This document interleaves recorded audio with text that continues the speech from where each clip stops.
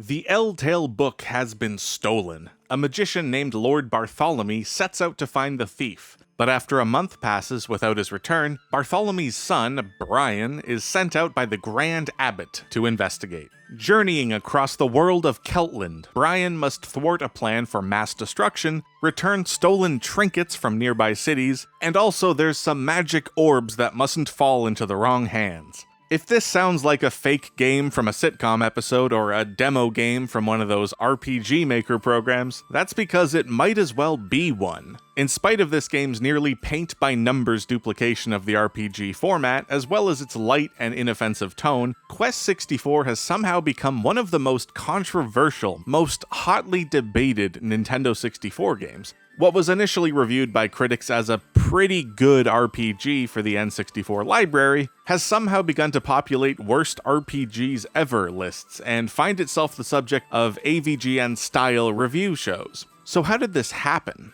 What exactly is wrong with this game? Welcome to Computer Lab Hijinks, a show about games, old software, and web ephemera. This computer lab itself is a bit of a mess right now. There's a lot of stacks of paper that need to find permanent places, but oddly enough, that almost ties into this week's topic. Today we're looking at the 1998 Nintendo 64 game Quest 64, an RPG released early into the console's life. For this video, we're not going to review the game or try to capture all the discourse in one video. Rather, I'm going to talk about Quest 64 as a rare opportunity to play an unfinished game of this caliber. But not the kind of unfinished game we're used to seeing today with its buggy graphics and software crashes. Quest is a very different kind of unfinished game altogether, and one that exists in a category all its own. Game development is a notoriously secretive endeavor. NDAs are standard practice for even the most entry-level positions, unused assets are deleted rather than being carried over to new projects or sold to other studios, and games are typically only announced once they have release dates, with AAA studios starting dozens of projects every year that never see the light of day. But on very rare occasions, someone slips on a banana peel, and suddenly we learn a bit more about the creative process than we were ever meant to. And in the case of Quest 64, when I call this game unfinished, I don't mean to say that it's noticeably low effort or has obvious missing features. Rather, it's something along the lines of a handwritten banner where the letters get all jumbled up and small toward the end of the canvas. Technically complete, but you know something went horribly wrong along the way. What's remarkable about Quest 64 is how it contains the remnants of a much more complex, much more ambitious title, and most of the game's world remains intact. But some ideas were clearly left on the cutting room floor because a good chunk of this game is just empty. In this video, we're going to look at the final release version of Quest 64, at least in North America, and how its environments, negative space, and storytelling choices all point to a product that is fundamentally unfinished at the content level, rather than being glitchy or unpolished. So here we go. The game launched at a strange time for the Nintendo 64. Mario 64 and GoldenEye had been out for a while, but most of the classic games we tend to associate with the console would not launch for another few years. At this point, Ocarina of Time existed only as screenshots, which would light up cover stories and forum posts every time Nintendo held a press event. The excitement was palpable, and being a Nintendo 64 owner at this time was all about looking toward the future. As of 1998, there seemed to be an implicit promise from Nintendo that their console would eventually surpass Sony's in popularity, and that the incredible quantity of good games coming out for the PlayStation was just a temporary setback. Greater things were coming down the pipeline. Yes, your friends may have Final Fantasy and Metal Gear Solid and Gran Turismo and a version of Tony Hawk's Pro Skater with actual music. But you, my friend, are going to have the greatest gift of all: Conker's 12 Tales. With Quest 64 launching in 1998 and much of its press coverage starting in 1997, gaming journals like IGN and Nintendo Power were firm in their belief that the Nintendo 64 was capable of much more than the kinds of games that were hitting store shelves, and that someday, one fine morning, all the good stuff would eventually make its way to this console. Owners would just have to defer their happiness a little bit. In particular, PlayStation seemed to have all the good RPGs, and this is partly why Quest 64 received so much positive attention from the gaming press in the months leading up to its release. It's hard to overstate just how much hype had been generated for Quest 64. In a classic example of the console wars doing what they do, gaming magazines position this as the N64 owner's alternative to Final Fantasy VII. On release, the response from critics was a measured one, with most criticism targeting the game's combat system and storytelling. More on that later. Nintendo Power gave it a 6.3 out of 10 because apparently decimal points are an important metric for subjective reviews of commercial products, with their biggest issue being a lack of puzzles, lack of gameplay variety in general, and the footstep sounds. I guess they were mixed too loud over top the background music, and it was just the one footstep sound effect looped over and over.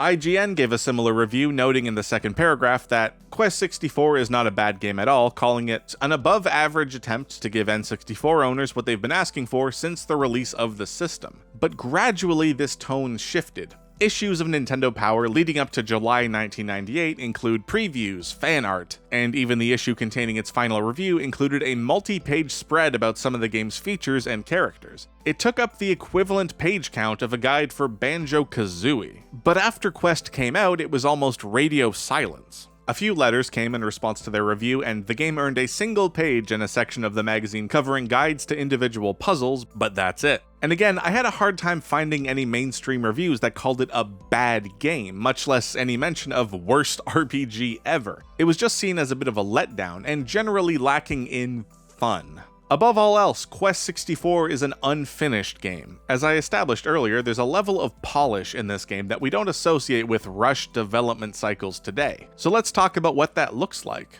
Far and away, the biggest conceptual shift in the move from 2D to 3D graphics is the introduction of perspective. The camera needs to be placed somewhere in three-dimensional space, and cover a specific field of view in ways that were implied with 2D sprites but are now geometric realities with polygonal shapes. Among other things, this means a much greater emphasis on horizon line, and the player sees whatever is directly in front of them rather than viewing an entire village or part of a dungeon at once, like they would in a bird's-eye view RPG. And this affected game design in a very immediate way. So the question then becomes, how does Quest 64 use perspective in the 3D space? And the answer is, with almost no consistency. Frustratingly narrow and linear pathways in dungeons will immediately lead into environments that are so open and empty that they often feel like a rendering glitch. And most of the towns look like they were designed with an overhead view in mind, such as Brannock, where a select few buildings are placed on a grid, very much in line with how towns are designed for sprite-based RPGs like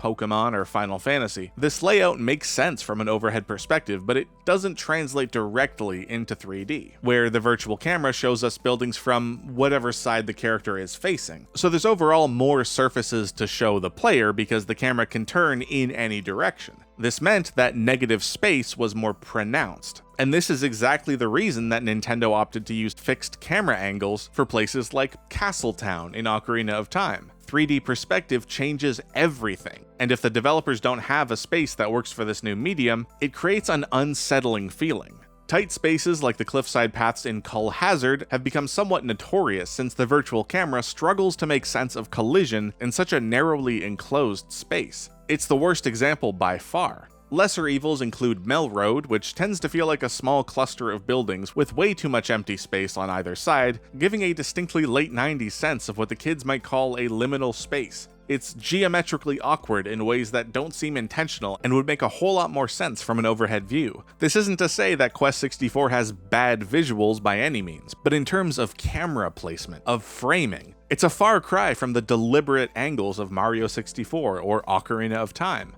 To that point, in addition to the perspective and framing, there's often the issue that Quest 64 doesn't always have stuff to put in the frame. The world of Quest is famous for being quite a lot emptier than other RPGs. I'm not the first person to use the word vaporwave to describe this game, and that's because these worlds have much more negative space than we're used to seeing in games. Take this open area in one of the game's dungeons, a maze consisting of narrow pathways with absolutely nothing in the background, because of how the fog obscures anything in the distance. It's also worth mentioning that fog is pretty inconsistent in this game. Most of the overworld areas don't have a noticeable draw distance, likely due to clever layout that uses cliff sides and other barriers to fill the frame. But then sometimes this game drops you in a wide open space with no sense of a destination, and suddenly there's this wall of fog. It's all over the place. And this is what I mean when I call this game empty. On the micro level, there's room after room with nothing to do, enclosed spaces with no NPCs or treasure chests, which can make the exploration a bit tedious because there's no reward. But on the macro level, the dungeons and overworld areas are also just void of stuff. A common criticism of Quest 64 is that it's easy to lose track of which direction you are facing before a battle happens. Winning a battle leads to the game pointing you back in the same direction you were already headed, but if you run away from a battle, the battle system just stops and it's a bit disorienting. Given the overall lack of landmarks in most of the overworlds, this is very much a game that makes it easy to get lost. But on a more conceptual level, bad games exist, and they're usually not noteworthy. The reason I feel so compelled to talk about Quest 64 is that it's certainly an unfinished game, but a very high-effort unfinished game. There are a great many kinds of environments on display. The towns themselves are visually distinct, as are dungeons, and some of the overworlds include underwater spaces, feverish nightmare worlds, and this pastel cloud space that absolutely looks like a vaporwave music video. Building 3D worlds is hard, and building this many 3D worlds is a Herculean effort, not to mention each area having unique enemies, all with different attacks and animations. And there's music for each new area, unique textures. This was not an easy game to make. There is, of course, one aspect of this game in which the developers really seem to phone it in, and that's the story. Broadly, in the 32 and 64-bit era, the RPG genre had become closely associated with character-driven stories told on an epic scale. This isn't to suggest that action games or other genres were inherently less capable as delivery systems for story, or even that every RPG placed a huge emphasis on its plot. Dragon Quest comes to mind as a much less narrative-focused series than Final Fantasy. But rather, genre is a set of conventions that audience and artist both knowingly use to engage with a work. And by the late 90s, players generally expected RPGs to have rich story worlds filled with complex characters who grow over the course of the game, and face big, irreversible choices that lead into act breaks, much like we see in films and television. But Quest 64 simply isn't interested in telling a story. The player controls Brian, whose dad is missing because of something called the Eletale book. And that's about it. There's no opening cutscene, there's no real introduction of the forces of antagonism, because those are kind of a surprise for later. You just get a bit of an introduction from someone called the Grand Abbot, and you head off to Dondoran. And with an opening this abrupt, one might expect the plot to slowly unravel over the course of the story, with hints at the lore carefully peppered in through seemingly trivial encounters with NPCs that all add up in the game's final moments. But this just isn't the case. Each town tells us a little bit about an upcoming boss that we have to track down because they stole a magical orb or something. But in terms of the grand arc of the story, it all happens in the last hour or so. And spoilers for the ending of Quest 64, but the game's one and only plot twist is delivered in the most anticlimactic way. The evil puppet master pulling the strings throughout the story ends up being Shannon, this somewhat random woman who shows up at the game's inns and says hello. Suddenly, she's this otherworldly malevolent force coming to immanentize the Eschaton. It's a plot point that doesn't make an impression because this game doesn't have any characters worth having feelings about. Which is to say, I don't think this is the exact game that the developers set out to make. Nobody writes a story this inept on purpose. I mentioned before that game development is a tight-lipped industry, and Imagineer has never come out and explicitly said what might have been cut from this game late in development. But between magazine previews and the final product, there's a few hints as to what might have been lost. One of the most notable examples is Leo DiNardo, a character mentioned in a lot of the pre-release press coverage, who seems to have been intended as a personal rival to the protagonist, along the lines of Gary from Pokemon. By all accounts, he was meant to show up several times throughout the story, or possibly even serve as one of multiple playable characters in the game, like a party member, but that just didn't happen, and Leo only shows up twice throughout the entire game. The first appearance is incredibly easy to miss and has no bearing on the main story, and the second appearance happens near the end of the game. It's also pretty insignificant. He lets the player save their game and refill their health and magic, and that's it. Likewise, there's a curious lack of cutscenes or any story elements which take control of the camera to emphasize a particular moment. It's clearly possible within the game's code, as every boss battle begins with the camera cutting to a wide shot of the room and the boss says something menacing. But this doesn't seem to happen anywhere else in the game. And the ending, which believe it or not consists of a harsh cut to a scrolling text epilogue in the North American and European releases, was somewhat more fleshed out for the Japanese release a year later, with some actual in-game dialogue, but it still doesn't add up to much. There's also a completely optional and incredibly easy to miss conversation in this desert environment with a magician named Lavar that really should have been part of the main quest, because it's perhaps one of only 3 places in the game where any part of the story is delivered. And just to illustrate how easy it is to miss this encounter entirely, I've actually never found it in any of my playthroughs of the game, hence the borrowed footage with the weird text rendering glitch. Quest 64's story consists of a lot of boilerplate fantasy world-building stuff that's rarely unique enough to be memorable, but for some reason, out of absolutely nowhere, we get this cosmic horror from Lavar that I feel the need to excerpt here because it's just so tonally jarring and I kind of love it. Quote, "What have we here? No one has found this phantom city in 1,000 years. I am Lavar. I once held the Eletale book, but when I opened it to unleash its incredible powers, I was not worthy. The only powers I could control were those of famine and destruction. I could hate but not love. I could terrify but not inspire. My penance is that I have been exiled here, alone for eternity, or until the evil that we call Mammon is defeated. Only then will I find my final peace." And again, this chunk of text isn't referenced anywhere else in the game, and it's in a part of the map that requires a significant detour to access. It's a place that the vast majority of players won't ever see, and it takes place in this intricately modeled structure with rooms and trinkets and a Lovecraft villain telling you about his 1,000-year spirit jail and how you're the only one who can save him from eternal conscious torment. It represents a lot of work. Again, I suspect that the developers created and modeled a rather large game world with vibrant and unique areas whose character models often point to an overly optimistic planning stage. This character, named Leela, hangs out in the Larapool Inn and then moves to another building after a certain point in the story, all in the purpose of opening a door off-screen when the player talks to her.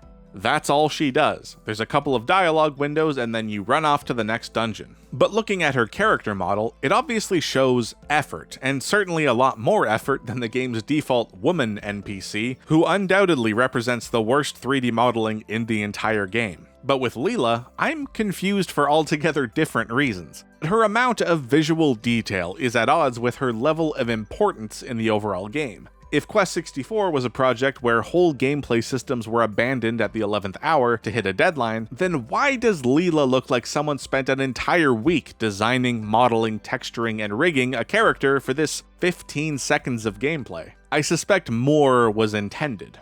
More than anything, I think this was the result of a weird workflow, an understandably chaotic creative process given the brand new era of 3D graphics. Nowadays, just about everyone in the games industry knows to work with temporary assets and get all the level design and narrative work done before they start the laborious process of generating full quality models. But hey, this was 1997 and the rules were still being written. Maybe Imagineer started by building all the character models and then ran out of time to implement all the dialogue they wanted, or program a currency system, or build side quests. I have no idea how they made this game, but the more I look at it, the more questions I have. And to that end, what you get out of playing Quest 64 depends a great deal on what you put into it. It doesn't emulate well using the default settings on most emulation software. This text rendering glitch is kind of infamous. It demands a lot of patience with its high encounter rate and long stretches of repetitive overworld design. Most of the dungeons in the game's second half are, at minimum, a full hour longer than they should be, and the story doesn't add up to anything at all. But there's still something there, and for those who care to look, the artifacts of a more ambitious game are still present, and that's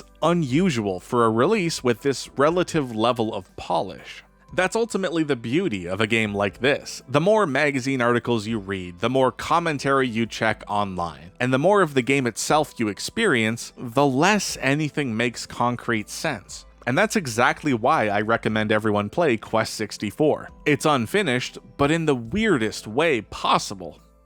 Thank you for watching Computer Lab Hijinks. Normally this is a show where I like to fill in gaps in research and cover topics that may not have been covered on YouTube at all. But in the case of Quest 64, it's a pretty crowded subject, and I just love this game so much that I had to make a video. I hope you enjoyed it. I'm Nathan, telling you to keep your files safe, keep your passwords managed, and for goodness sake, don't click on any strange links. I'll see you in a week.